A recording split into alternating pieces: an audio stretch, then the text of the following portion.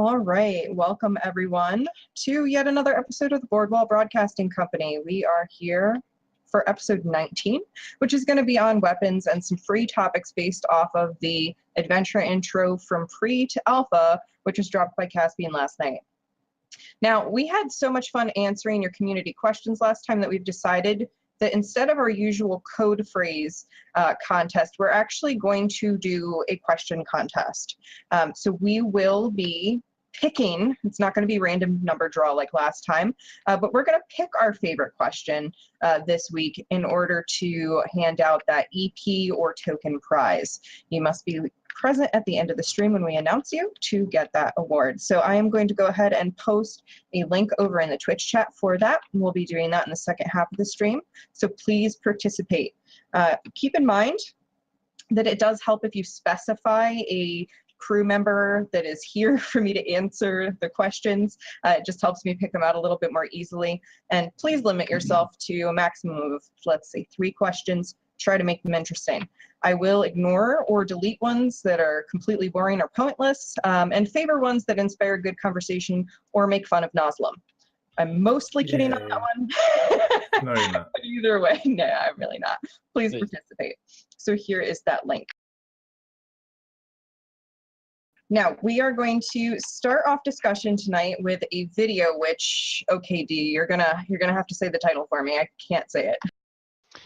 It's verisimilitude is greater than veracity. Yeah, that word. All right, so please tune in for our video. Verisimilitude is greater than veracity has been used a number of times by the devs when referring to the design of COE. So it's best that we fully understand what this means and how it applies to the game, because no doubt it'll be used again. If you're like me, when you first saw the phrase, you were clueless as to what it meant. I'd never heard of verisimilitude before, and it took me a while to even spell it, let alone pronounce it correctly. Both words have their origin from the Latin word for truth, veritas, with ver being the root. So, veracity is the truthfulness of something, and verisimilitude is the appearance of something being truthful when in fact it isn't. It is easy to remember which one is the truth and which one is the appearance of truth by noting the last part of the word of verisimilitude has its root word in the word similar. All right, so how does this relate to the Chronicles of Lyria? First, we need to tweak the official definitions in a way that easily apply to COE. We shall define veracity as reality as we experience it here on Earth, and we shall define verisimilitude as believability and enjoyment in Illyria. So as the devs design the game, what in essence they are saying is that enjoyment and believability in Illyria is more important than reality here on Earth. Remember, Illyria is not Earth, and that is something that we should all fully subscribe to. As a quick example, we know that an Illyrian day lasts 2.8 hours. If we look at human sleep patterns and the reality here on Earth, 8 hours is the accepted standard time the average person should sleep, or precisely 1/3 of the day-night cycle. If we were to apply that veracity to Illyria, it would mean that our characters would need to sleep in-game for 56 minutes, something that few of us, I think, would enjoy. So, as a result, in Illyria, we will need to sleep for just 7 minutes. So the veracity or reality is that we do have a sleep cycle, and the verisimilitude is that it only lasts for 7 minutes. This concept will apply to many aspects in Illyria, including architecture, skills, armor, weapons, and so on. Vi summed it up best in a recent post. Chronicles of Illyria is not a historic simulation, and it does not take place on Earth. A fantasy setting like ours is sometimes called source and sorcery or heroic fantasy, which does not make it bound to the historic timelines, materials, physics, technologies, or social conventions of Earth. Let's all keep this in mind as we constructively critique their armor and weapon concept releases. Take care, everybody. I am just so stunned, first of all, by how good that video was. I was so in tune with that. That was amazing, Dee. So thank you for that, because I think that that probably explained things for us in a way that some of us couldn't wrap our heads around and feel a lot better. Like I said, I hadn't heard them before, so I had to look. Yeah, no, really, that was incredible and funny. I was over here crying during that, so that was quite lovely. So, guys, what do you have to say about that after Dee's excellent coverage of that? Any thoughts come up about how Soulbound is approaching this?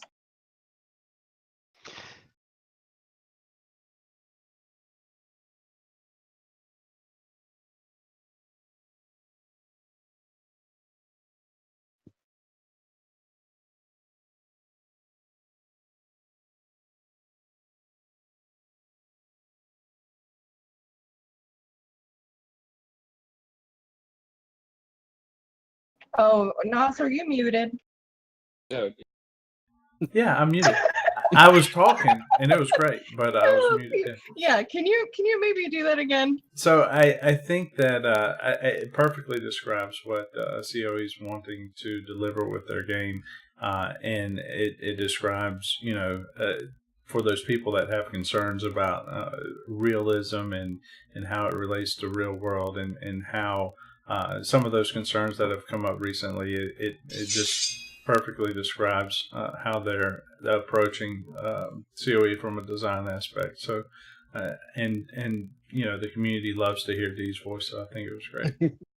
Yeah, and Serpentius made a comment over in the Twitch chat that he works for the studio and he better understands it now. So Dee, that is some pretty big congratulations right there. I'm also We'll take that. Nas is the new Mel is our current slogan over in the Twitch, since you muted yourself, by the way. Elb, any thoughts on that? Yeah, no, I think that they're absolutely taking the best approach to it. And, when you think about it, there's just so much variety among human cultures here on planet Earth, both, across space and time. And then you add in, you move some of those ideas to this world of Illyria where things are going to be different, and you have to accept that it's going to be different from on Earth, and they've said that. And so I don't think, I feel like they can get away with a little bit of, experimentation and thinking outside the box and doing things that, maybe, aren't, they're not exactly historical, but, there's still, veracity, I guess is the term being thrown around. Sure. I think for me, and I've kind of in a way come full circle on this, because, I chimed in fairly strongly on the forum post when the weird glaive was introduced. And I've actually probably one of the few people that's actually kind of drilled with a glaive in real life. And so I was very defensive. No, that's not a glaive. I know what a freaking glaive is. And it's kind of, veracity is as I said, it's what our real life experiences are, and verisimilitude is what is enjoyable in games. So we have to understand that what is verisimilitude for us in real life is actually veracity in game, so to speak. So put in another way, it doesn't have to be believable necessarily to us here on Earth, but we don't want to kind of totally suspend that belief and have people going, oh my God, that no fucking way did they just do that. But it has to be believable within the context of Illyria. And I think that is the important point to be made here. Absolutely. And, the technicality and the historical stuff is not something that I have any idea about. I just care about the fun of the game, especially the role-playing aspects. And I would rather have something that's interesting, and unique than I would something that's exactly on point with, everything that we already know. I enjoy having inspiration from historical elements, and we're going to get into that later in the stream. I think that makes things interesting and relatable, but I do want it to have its own fresh flavor. So if you guys are feeling ready, I think we'll go ahead and jump into the second video, which, man, now I'm just I'm not feeling so great about it now. It's a brilliant video. Roll. Do it. So here is our second video, which features Kane Dreamwalker. and myself, and I have no idea what to say about it other than that I was very tired when I made it, so please enjoy my humor that's slipped here and there. It's a little long, but I think it has so much good content. It's so well worth watching, so bear with us. Well, thank you, dear. And Noslem, if you will go ahead and cue the video. While Chronicles of Elyria is treading into a lot of unfamiliar territory when it comes to online games, one standard feature that many players are looking forward to is combat. Now, it's important to note that the game as the making of this video is in pre-alpha, and all we've seen so far are pre-alpha snippets of gameplay and conceptual pieces. Everything is a work in progress and subject to change. For this dive into the currently revealed equipment, I've invited Kane Dreamwalker, a survivalist and combat tactician, to help give a quick overview of what we've seen from Soulbound Studios so far. As developer Vi explained, each biome in Elyria presents its own challenges and different materials. We got a glimpse at the provocative and practical shield used by the tropical rainforest-faring Genoa. Kane, I know that the Genoa are one of the tribes near and dear to your heart due to their combat prowess and rather savage spiritual beliefs. What do you make of this common basic shield of theirs, and how do you think it speaks to their culture? This shield reflects both the aggression and the tribal roots of the culture. The fact that they've created an item that is a shield that can likely be used offensively shows me that they are of the mindset in which they're constantly looking for an opportunity to attack. It is sort of reminiscent of a joke Wolverine made in one of the X-Men movies about how the best defense is a good offense. Also, it is possible, but hard to tell, this could possibly be used with both hands, depending on how large it is. If big enough, it could be wielded almost as a double-sided spear and held defensively in front, kind of like a riot shield. If not used offensively, and it were smaller in design, then I suspect it would operate as a buckler.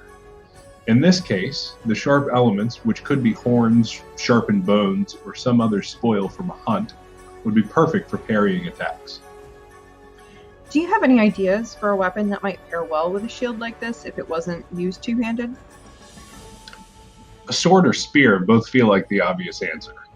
When using a sword, you could have an even more solid defense because you would essentially have 3 different ways to parry, 4 if you're counting the shield itself. Someone wielding a medium-length spear would be able to rely on the versatility of this shield to deal with close-ranged counterattacks. Now onto my favorite tribe. The Drauzian sword we got to see has a rather wicked look. When I see this weapon, I notice that the tip of the blade is very short, but there's a serrated edge with what seems to be leather strips woven around the length. Given that the Dross are immune to disease and highly resistant to toxins and poisons, I could see them soaking the leather bits in some sort of deadly substance. What are your thoughts on this design? The design to me looks a lot like a saber or a cutlass. The interesting thing about that is that those blades are traditionally sharp the entire length and are great slashing weapons. However, they're also well known for devastating thrusts as a sort of coup de grace. So it would appear to me that the weapon is almost best suited for a fencing type fighting style that focuses a lot on using a majority of the weapon for parrying attacks and relying on the tip of the weapon for well-placed thrusts. Looking at the serrated part of the blade, that tactic could be spectacularly brutal when you imagine the kind of tissue damage that would result from having something like that inside you. Ow! Exactly. One of the more controversial pieces to be released so far was the Werdic blade. What caught my eye first was the sort of materials it was made out of, literally looking scrapped together. It has a particularly sharp needle-like protrusion that could seriously hurt if used in the right areas. How could you see this hook-bladed weapon being an advantage in a combat situation? So first of all, I would say that there are a lot of historical polearms that have somewhat intricate designs. They were used for very specific scenarios and designed with particular tactics in mind. This weapon is sharp on the outside curve, which implies the wielder could take some pretty massive swings with quite a destructive effect. It seems clear that the stiletto portion of the weapon is meant to be used in conjunction with the hook. If I had it in my hands, I'd be using that hook in ways that would trap limbs or even an opponent's neck. Then there's sort of a back and forth thrust meant to yank the opponent toward you and then plunge the spike into them. Could you, stab someone's eye with that, do you think? You'll shoot your eye out. Sorry, I couldn't help myself there. I think that would take a lot of accuracy. Depending on the dimensions, this is the sort of thing that could definitely be used to pierce helmets. I have not played any games, however, in which the level of technical skill required to execute some of these maneuvers exists. So that makes me both very excited and a little nervous to see what the game mechanics will actually allow.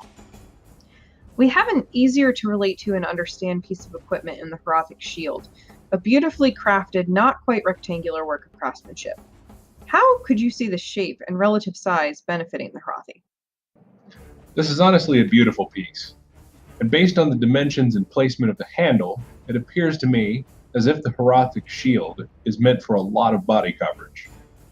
They are a short people, so placing the handle in the middle of a shield that large implies that the bottom half of the shield could extend somewhere close to their knees or even further. I actually love the shape of the sides of this shield with its concave curvature, as it could allow for a very effective shield wall. So what you're saying is, if Boardwall doesn't place in the Herothi Kingdom, we should be importing the heck out of these things? Absolutely, especially if Boardwall intends to use tactics similar to the ancient hoplites or Spartans. The curvature of the shield would easily allow for a row of warriors standing shoulder to shoulder to interlock, and then to be able to thrust spears or other blades in between the formation. Often partnered with Herothi, next we have the Broodbeer. This great axe has so many bits, as Vi described it, and can double as both a combat and survival tool, able to cut down foes or small trees alike. What caught your attention about this design? This weapon reminds me of when I was a kid chopping wood and my father introduced me to the difference between an axe and a maul. This weapon appears to be a hybrid between the two, whereas with an axe, you rely more heavily on the sharpness of the blade, and with a maul, there's just a lot more steel involved, and the weight does most of the work. And this really hefty point on top could be put behind the powerful Broodbeer strength and body weight, really puncturing through some key organs, could it not? I could definitely see it doubling as a spear. My biggest concern is that the balance is obviously skewed to one side, which could make thrusts really difficult to aim. Yeah, I see more of a wild battle shout and a charge than a carefully aimed attack if it were used that way. I agree. It's clear that this weapon is really just meant to smash through defenses and destroy whatever soft squishy bits are behind them. You could definitely crack a shield or rip through some armor with something like this.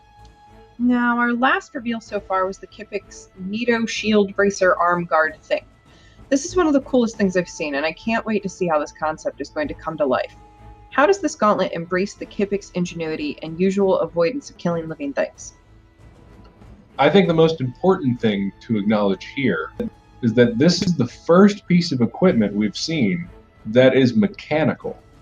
That in and of itself shows the ingenuity and aptitude of the Kipik.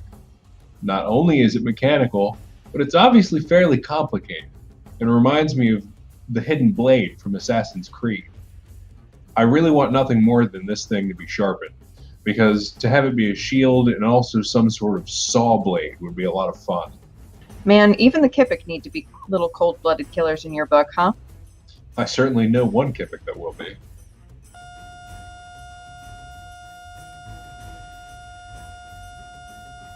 Well, that was informative. Now, back to the typically friendly protectors of life part. To me, this piece speaks to the idea of a creature that looks harmless, but can be roused to action if necessary. I'm very excited to see if the rest of their gear is going to be similarly designed, so that they are able to maintain an appearance of being diminutive, while having the ability to immediately transform in order to deal with violent situations. I admit, I myself am quite curious to see not only the Kipik inventions that will be unveiled in the near future, but the common and uncommon weapons, shields, and other pieces of equipment that will undoubtedly be shared soon. So far, we've not gotten to see any uniquely Tereshian gear, though we can assume much of the base things we've seen were probably Niran. Before we go, though, thank you, Kane, for your insightful views. Now, I ask those of you watching, What do you think we'll see next? And what was your favorite reveal so far?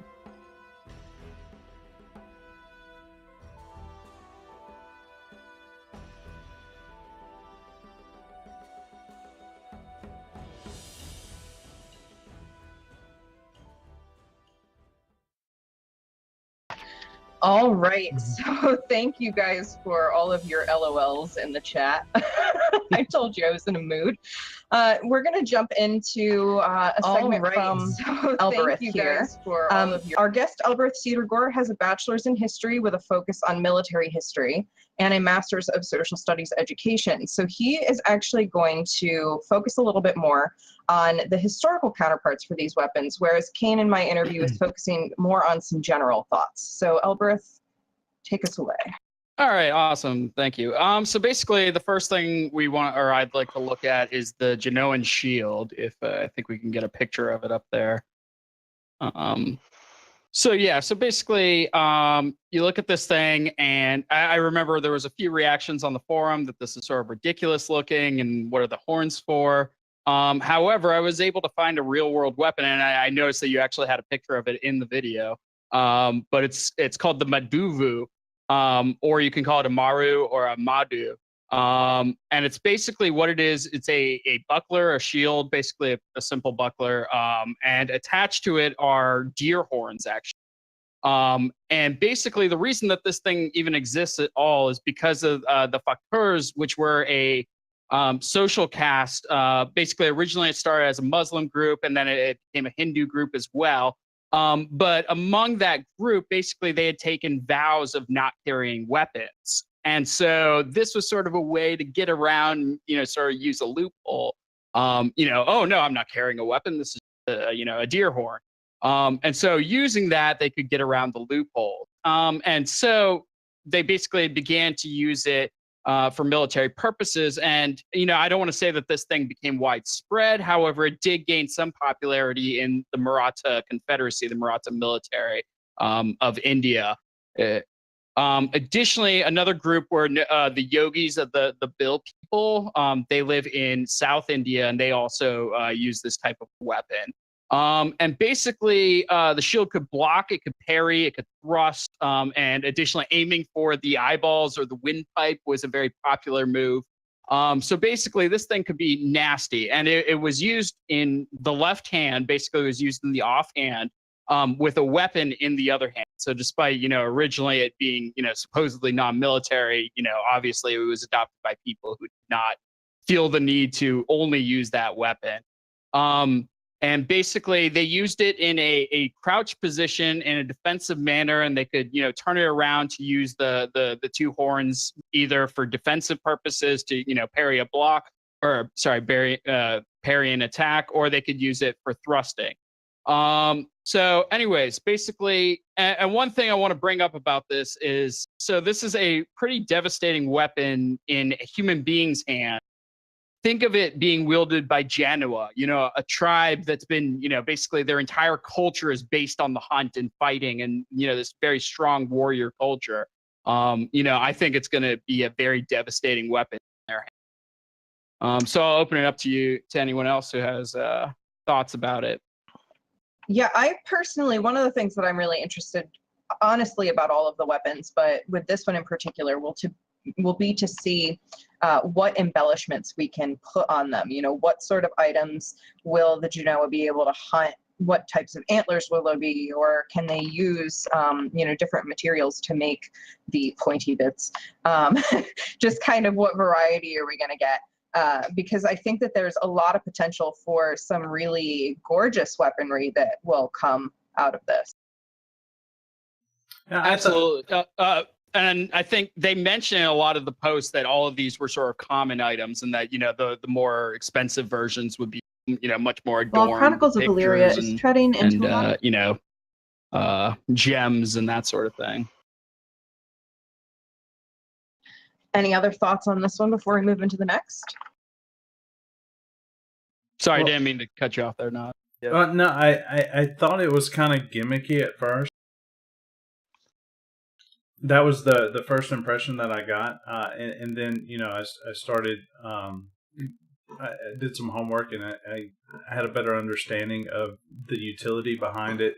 And that kind of made it interesting to see, how it could be used as a defensive and an offensive weapon at the same time.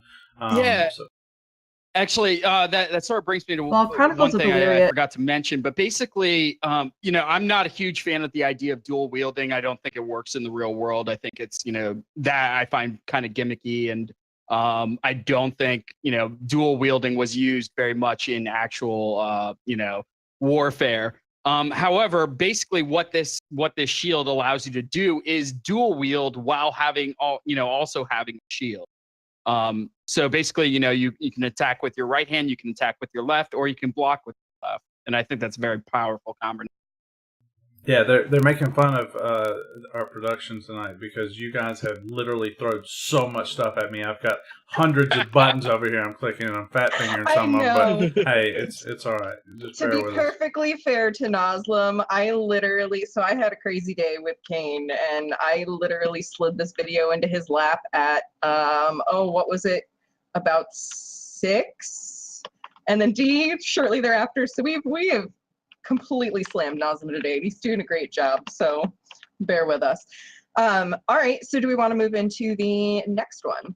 Yeah, let's move right along. All right, so after the Genoan shield, we have what's probably my personal favorite. I love this thing, the Drossian sword.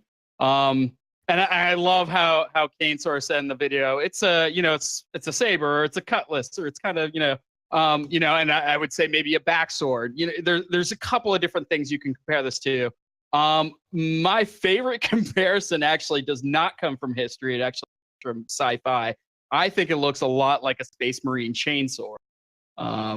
So just in terms of trying to liken it to what's out there. So anyways, what this really is it's basically a saber or cutlass, a curved blade of some sort, and attached to it you have these this leather straps of a sort, and in those are embedded some sort of, we don't know exactly what material those items that are sort of crisscrossed onto the blade are. My guess, though, looking at history and taking a guess as to what they were going for, I'm going to point out the Macahuito, which was a Aztec, Mayan, Mixtec, and Toltec sword, all wielded by all of them. And basically, what it is, it's a piece of wood with pieces of obsidian embedded into it. Now, I want to talk about obsidian just for a moment because it's a very remarkable material. In fact, you can hone the edge of obsidian to a finer degree than even high quality steel medical scalpels. I'm telling you, this material is extremely sharp, and it can really do a lot of damage. So basically, I see sort of a cutlass, added with a Macahuito on top of it, and that's just the jumping off point for this thing. From the historical background, we got to jump into Illyria. And as we know, this is being wielded by the Dross. And the Dross, as we know, have, some advantages when it comes to fighting. And like you guys said in the video, this weapon is almost certainly coated in some sort of poison or infectious material.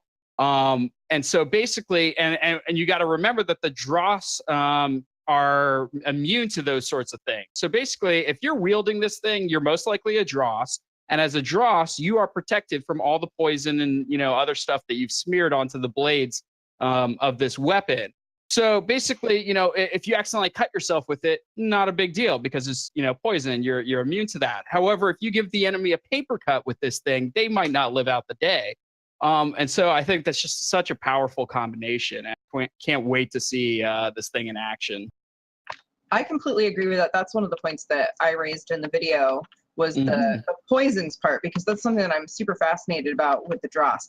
And this weapon, of the ones that we have gotten to see so far, I think is one of the most unique, in my opinion anyway, because there's just a lot of really interesting things going on with it. And I'm really curious to see how many different functions it can potentially have in-game. So that is my thoughts on it.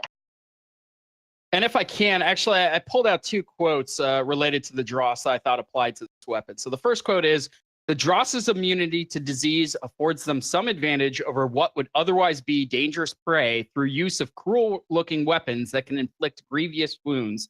Though a target might survive the initial fight, it is often only a matter of time before they collapse from an infection festering in their wounds. So this is directly from the weapon drop. And additionally, from the wiki, there's another quote that I found very relevant. Dross usually prefer to fight by attrition, exploiting any advantage their biome has to offer them. It's common to find natural deterrents like quick mud, poisonous plants, and animals, or artificial ones like toxin-coated fences on swamp borders. Indeed, poisons, toxins, and viruses are very common in Dross warfare. When the swamp is not enough to fend off the attackers, there are physically trained warriors called Murgoyne that make use of biological warfare. Through tainted weapons and fearsome armors, those warriors are a terrible sight on the battlefield. So if I had to guess, the Murgoyne are going to be wielding. Absolutely. Dee or Naz, any thoughts on these before we move on?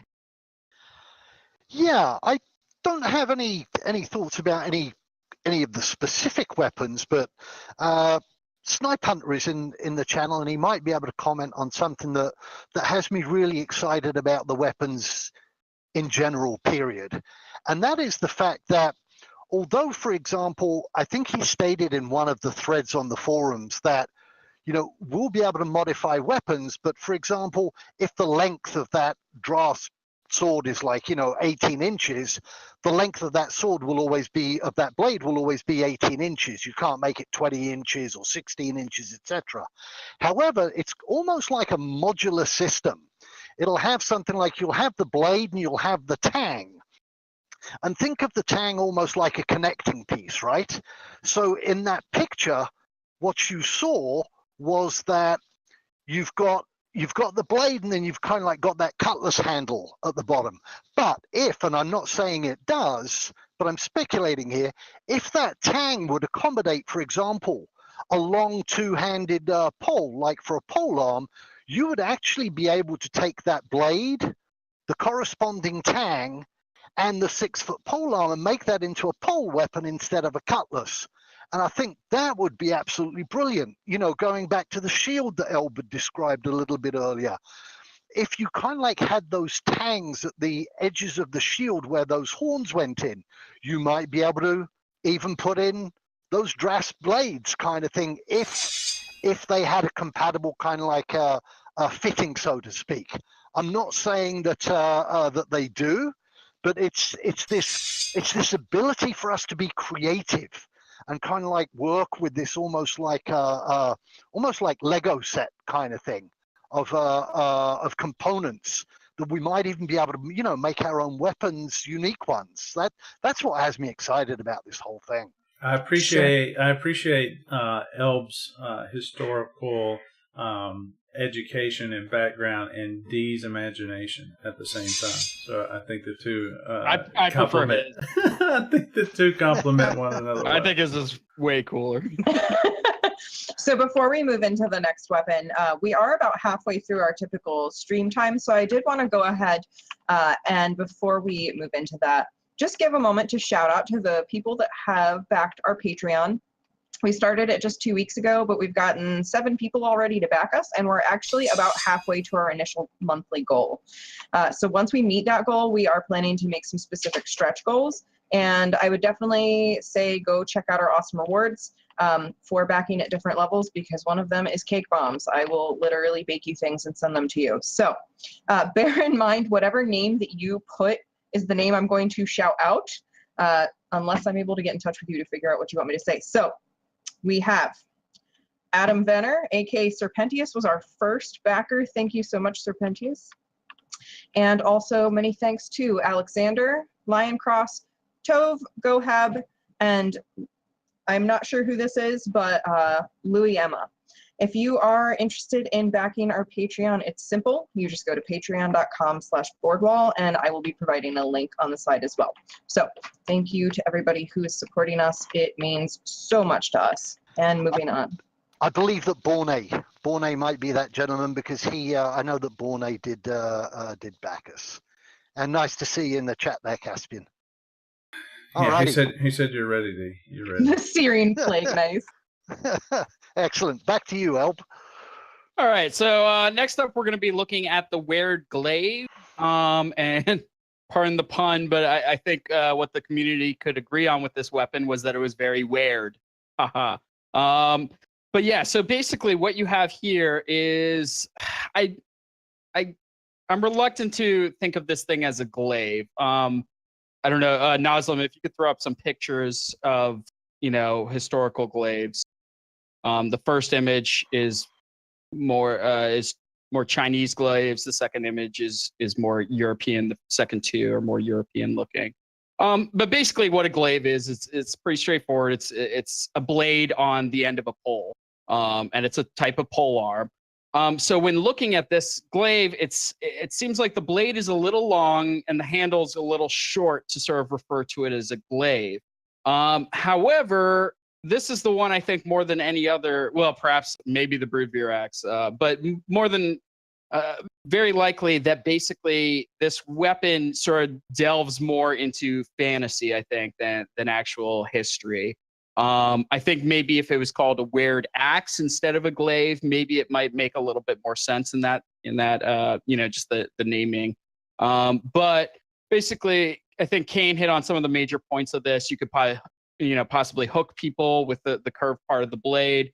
And you can stab people with that attached. I don't know if it's hinged or not. It sort of looks like it may or may not be. It's hard to tell.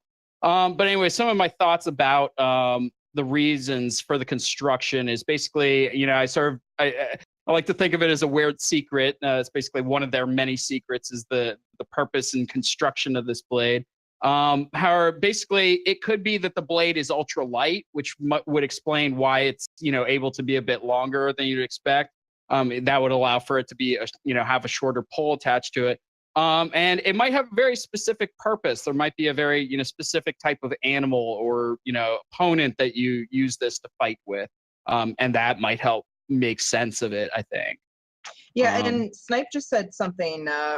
There's a lot of chat going on about people saying different things it looks like. Snipe said the edge is on the wrong side for it to be a scythe, and the Caspian said it is Phantastory. Yeah. So I would agree with that. Yeah. To me, I think what it goes back to what we'd mentioned earlier is that it doesn't have to be believable on Earth, does it? No. That's exactly. that's the veracity thing.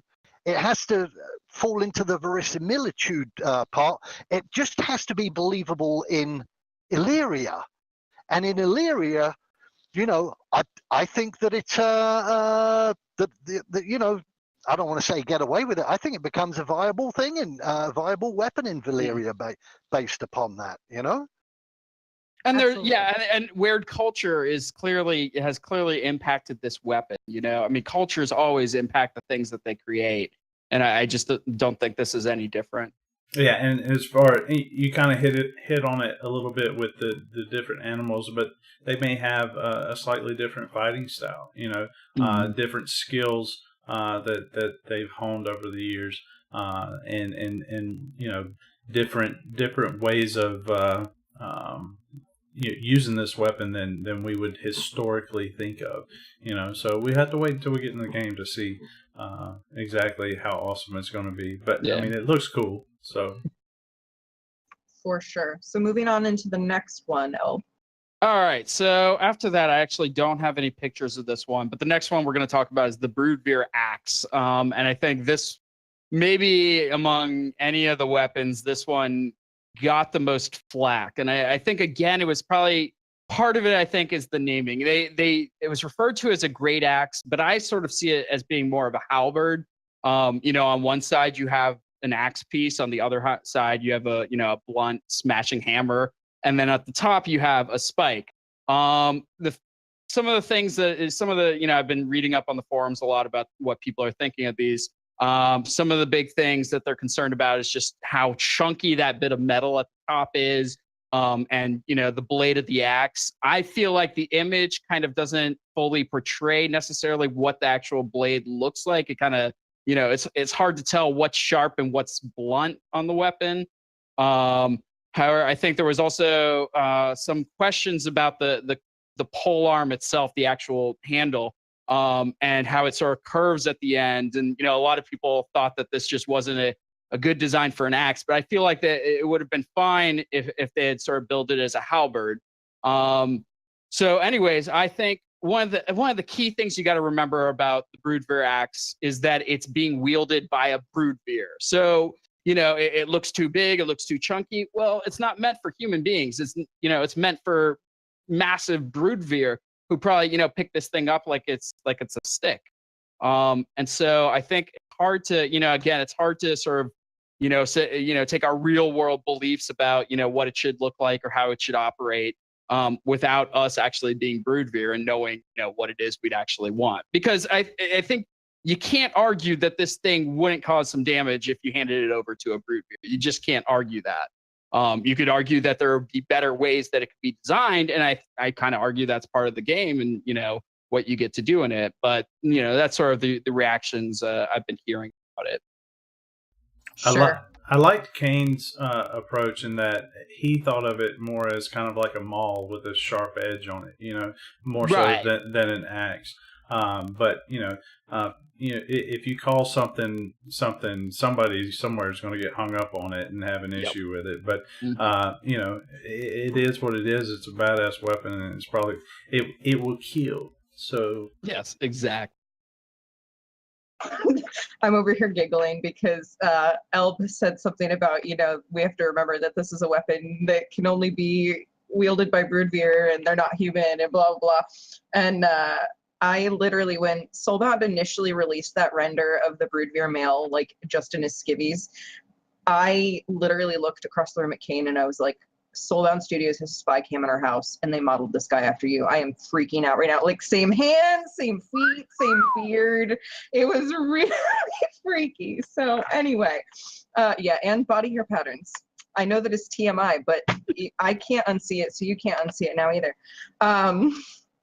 This is an interesting weapon. It's of the weapons, it's the one that I'm least excited about. I think just because it's not my combat style that I would ever go for in game, but I'm curious to see how much damage it's gonna do, behind behind those big beefy Broodveer hands.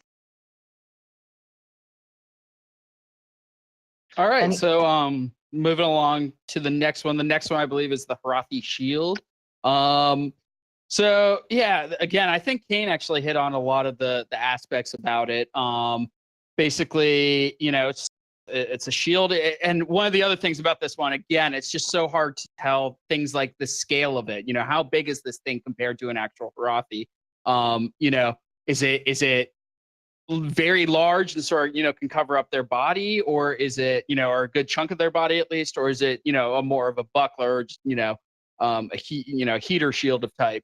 And really, I don't know. The historical example I came up with was the Roman scutum, which is basically was a standard issued shield to Roman legionnaires, and basically, if I'm not sure if the picture is up right now.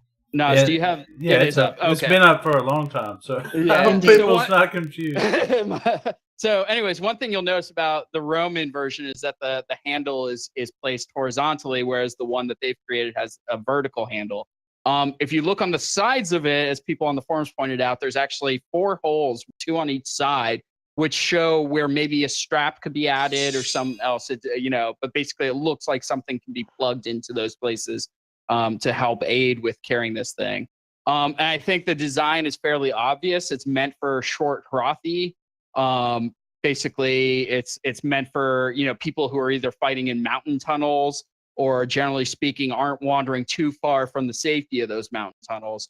And some people remark that it looks like a movable door, and I think that's a great design if you're fighting in tunnels, because that's kind of what you're looking for. And I think the sort of inward curves on it, as Kane said, allow you to thrust a weapon around the sides of it. And therefore, it's just sort of, it blocks most of their body. However, it allows them to be open to, spear somebody who's, coming down a cave hallway, I guess. Yeah, Caspian just said it does cover most of a Harathi. Okay, awesome. And there are versions of the same shield that use a vertical handle as well. That was from Snipe. So thank you cool. To those devs for giving us that information. All right, so we're on, last but not least, Kipik, right? I believe so. Does anybody have any comments? Oh, yeah, true. It's a board. Sword and board. It's a board. Oh, good. Kane liked those curves, though. By the way, it took him like 3 tries to record curvature. Yeah, I heard y'all had a real hard time with all those fancy curves. He making did. That video. He loves his curves. Alrighty, so on to the Kipik. All right. So the Kipik shield, it's got to be the most creative one. And I got to say, as soon as I saw this thing, I wanted to be a Kipik so badly. It's too cool. And this was this was a tough one, and I think it's a bit of a stretch, but I would argue that this has some similarities to a Japanese war fan. And yeah, hopefully the picture's up there and you can see a picture of it. Obviously, this is not a weapon that's probably employed all the time.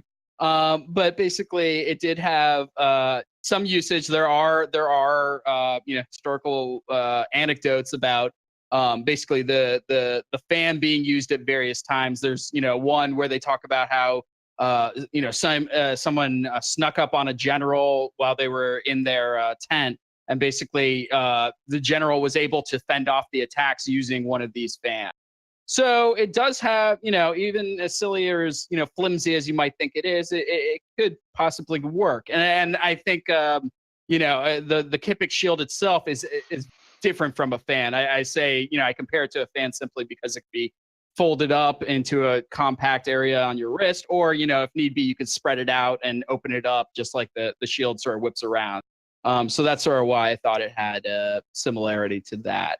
Caspian is protesting your examples. Oh yeah. No, not like so our examples are not created by SBS. These are no. These are comparisons. So if you want to see the real thing, chroniclesofvalyria.com. Is he saying what he would compare it to, or? No, I'm teasing. Or he just doesn't He's giving you a hard time. So okay, gotcha. Yeah, absolutely. So anyways, I was thinking about this one a bit, and it does make some sense for a Kipik, especially if I have a hard time not thinking about the Kipik as, squirrels and maybe flying squirrels. So obviously they fight from the treetops, and they're mostly going to be concerned with, basically for the most part, I think they'll be protected from people who are on the ground and who haven't made it up to the treetops. And so I was sort of thinking, I just had this image of a Kipik wearing 2 of these things on their arms. And then, like a flying squirrel, when they leap across from one platform to the other, especially if they do it as a dive, they could literally open up one shield and protect their vital organs in their body, and then open up the other shield to protect their face, and their head. And, they have a pretty good chance of making that leap and surviving any arrows or what have you that come through. So, I think this fits perfectly for the Kipik. And, like I said, it made me want to be a Kipik so bad. To me, yeah, they're really cool. It's to me the fact that it's so collapsible. It kind of like I just think it would make the Kipik so much more maneuverable, either in a tunnel, because if they can tunnel, they're going to be tunneling small tunnels that not everybody else will be able to get through. But even moving through the undergrowth of the broadleaf forest and everything, they collapse that shield. Somebody else trying to move through there with a large shield or something like that, they might get hung up or snagged up. I'm not sure, if those mechanics will be in game, but I like it. It's I think it's perfect for the Kipik. I think it kind of like, embodies kind of like, that whole tinkering and an inventive mentality that is being built up around them, Oh boy, Caspian just posted something. He dropped a shiny on us. Ooh. It's the broad. Yes, I was right. The combat from above. That is awesome. So thank you, Elb, for walking us through those weapons and kind of those historical relationships. And I could definitely see how a lot of those could have caused some inspiration, maybe the fan least of all, but I think that was a very creative leap. I think you got into Dee's brain, his creative brain, a little bit there with that one. So at this time, I'm gonna throw that shiny up for the stream because I think it was really, really cool. Yeah. Yeah, we might want to field a couple of quick questions right now also. Yeah, and so while Nas is getting that picture up there, one of the questions that we can kind of generally, I can answer right now. We get that sweet OBS screen. It's gone. It's up. It looks good. Yeah, I see it. It looks good. Yeah, I saw this picture of the broadleaf forest and I was like, wow, that's really, really awesome. And I can't wait to explore that biome now. Vort asked if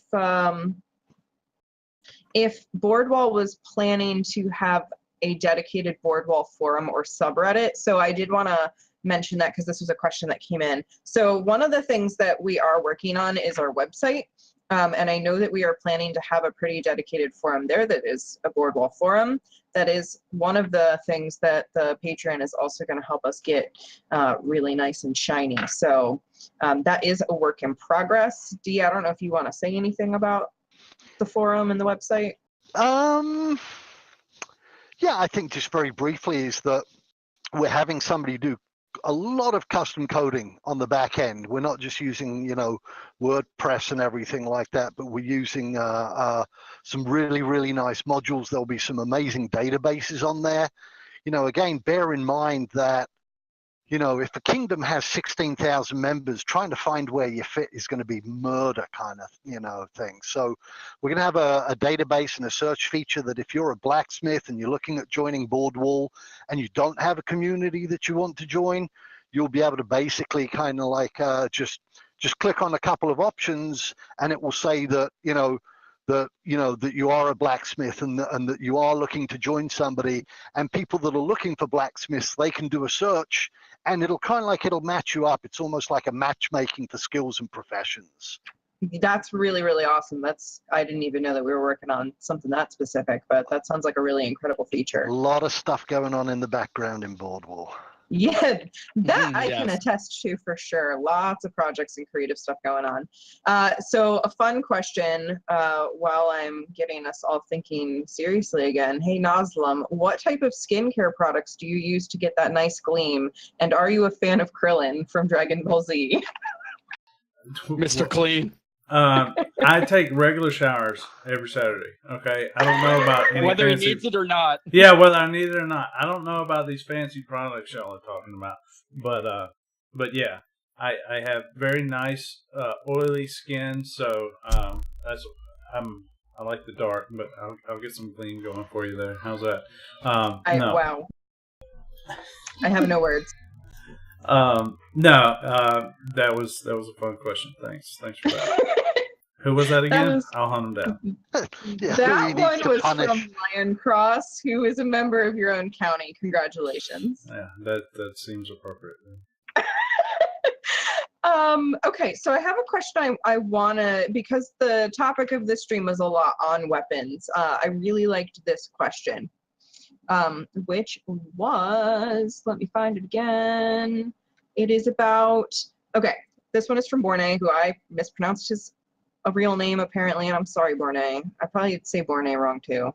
I'm not good with names. I had to ask Serpentius how to pronounce his last name. Okay, give me a break. You can just call him Borned. Okay. Yeah, so, it's probably French. He probably can't even pronounce it. Given how many weapons have been shown as of late, is there a weapon design from our history you'd like to personally see be released into the game, which we haven't seen yet? And he went on to say, obviously, short swords and such will be a part of COE, but perhaps something more along the lines of, I'm not even going to try to pronounce these. But I do know Flamberge. I would love to see a Flamberge. And a lot of tabletop role-playing games that I play, my characters use Flamberges. What is the plural of that? Flamberge. Flamberge. There we go. Flamberges. I don't pronounce foreign words. I thought that was a French dessert. So you guys, which ones do you want to see? I would definitely like to see the Flamberge. That Flamberge sounds like something I'd pick up down in the quarter in New Orleans. Got a bad case. Yeah. For me, I'd like to see bowlers. For those of you not aware of them, I didn't obviously know the question was coming up, so I don't have a picture to show you. But they were like three-weighted. They could either be wooden or metal, kind of like balls or spheres that were connected either by chains or kind of like leather straps. And you basically you whirled them over your head and kind of like let them go. and they flew at your quarry, whether that was an animal or a human, and wrapped themselves around their legs and basically brought them down from distance. I'd love to see those make it into game. Awesome. Yeah, Kane was over here agreeing with you. What about you, Nas? I think that would be something that could be easily researched, and something that we could definitely see in game if we had the right people doing the research for it. So I definitely see that as something doable. Maybe Caspian or Snipe would disagree, but I think that's something doable. For me, I mean, I'm boring. I don't care. I just want a sword and board and a bow and just have fun. For me, I there's nothing in particular that I'm hoping. Like, my expectations are not so high that it's going to make or break it for me if I don't have nunchucks in the game. You know what I'm saying? For me, I'm excited to see what the game brings to me at launch, and then I'm excited to get into the game and play with what's provided and create some new cool concepts and some new designs on my own, and see how functional they are, and have fun. Absolutely. What about you, El? I am going to go with spears. I want to see lots of spears. It would be awesome if the spear was sort of the standard weapon. This is me being a history dork. Spears are one of the most widespread weapons in use. Basically, they make sense from both, a tactical and even a strategic sense, because they're easy to make. They're cheap. And basically, they're not hard to train with. You can learn how to use a spear fairly quickly. I like spears in real life as well. And basically, I feel like spears get short shrifted in games all the time. Swords were something, generally, especially if you go back to the Vikings, swords were something that, a wealthy person would have. The average fighter would have, we're talking the Vikings, it would be, an axe or a spear. And even going into,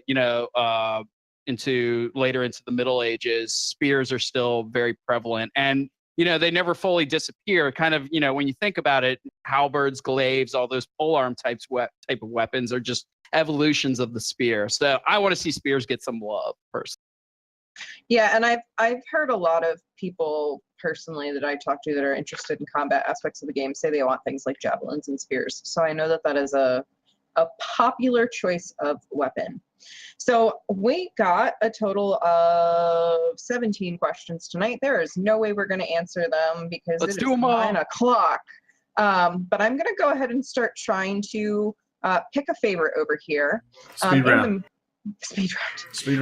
So fast money. Yeah. While you're picking a favorite, I just want to mention to everybody that don't forget that as soon as the stream is over, we normally pile into, and God forgive me because I ask you this every stream, it's either the inn or the tavern on the official COE Discord, and have a chat there. It doesn't have to be about the live stream, doesn't have to be about Boardwall, but just hop on in and, we're happy to answer any questions or ask questions or just have a chat and a bit of a laugh and help grow the community in general.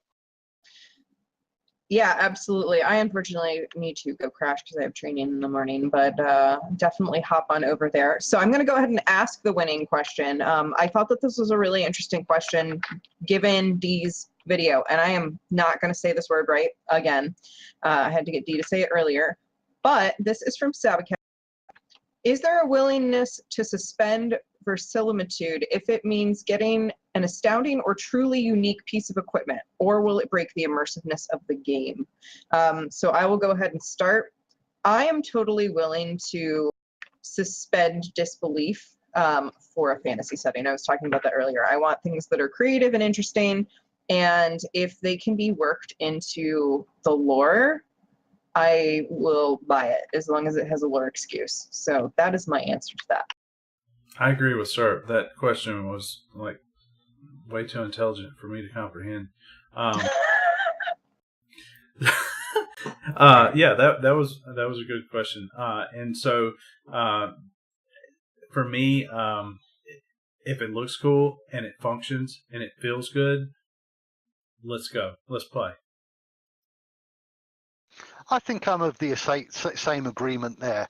I think that a lot of us kind of like try and for want of a better word, I'll use the word helpful when we're making our kind of like hopefully constructive criticisms of concept weapons and armor and everything like that. But I'm with Noslim on this one. If it looks cool, if it looks fun, if it's kind of like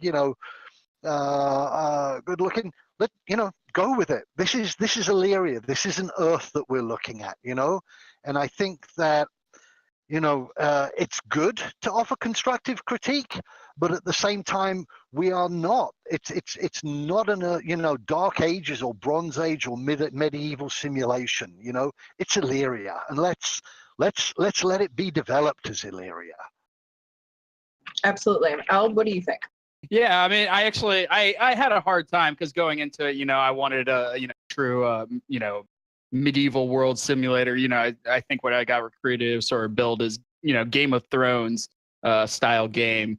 But you know what? Like the more I see the stuff that they're coming out with, the more I'm totally okay with letting them have a little bit of free reign. I think in a way, a game based on history is you're never going to get, it's a video game. You're never going to get it absolutely correct. And to, wear yourself out and trying to do that. And it's like you said, it's not Earth. It's not Earth. So anything that we, it just doesn't necessarily make sense to take everything from Earth and put it into the game. It's I think a lot of that, like with the subject matter expert program, and we want to bring people in to make sure what we're doing is historically correct, or to get an opinion from someone that has experience with this particular craft or trade. That doesn't necessarily, mean that everything has to be historically accurate. That means that they're trying to get a better understanding of how this is going to feel, and they're trying to make the game, while not necessarily always, look Earth-like, but have a feel that we're familiar with, and so it has to feel good. And I think most of the SME stuff was for the crafting and those mechanics, not necessarily every aspect of the game. People need to get over that. I'm sorry. Agreed. I think it goes back to, it has to be believable in Illyria, and so it might well be, and I don't know, I haven't spoken with them about subject matter experts and everything, but if we can see how things happened through the ages or in real life, that something parallel, it doesn't have to be similar, but something parallel so that it's believable. This comes back to that verisimilitude stuff. It just has to be believable. It has nothing to do with the history of Earth, because we're not on Earth, we're on Illyria. That's the bottom line. It just has to be believable. I think a great example is the Matrix series, and that I've never been a huge sci-fi fan. Like, my dad forced me to watch Star Trek when I was a kid. I fucking hated it. But I've always been a medieval fantasy type guy, swords and armors and from across the pond, for whatever reason, I don't know why, but this is one colonial that actually appreciated the old style English ways. And, so my family history goes all the way back, and, we're all into that. It's a big, cool thing. But for me, the Matrix, what drawed me into it was completely fiction and fantasy. But it had that little bit that is that little bit of a pull that brought you in, that said, "Hey, this is theoretically possible. This could technically possibly happen." And so that's what kept drawing you in. It wasn't too far out there. It wasn't too outlandish. And they took that concept and made an awesome sci-fi series out of it, and complete. That's one of my favorite movies of all time, the Matrix series. And I'm not a sci-fi guy, so I think there's something to be said to things that we can grasp and that we can understand, whether or not it's completely what we're expecting. I wouldn't want it to be, because what fun would that be? Agreed. All righty. So I think we are going to go ahead and wrap. And some of us might be hopping over into the inn. Yep. COE Topics, the inn. Thank you, everybody. Bye, guys. So thank you all for tuning in, and we will see you next time. Bye bye.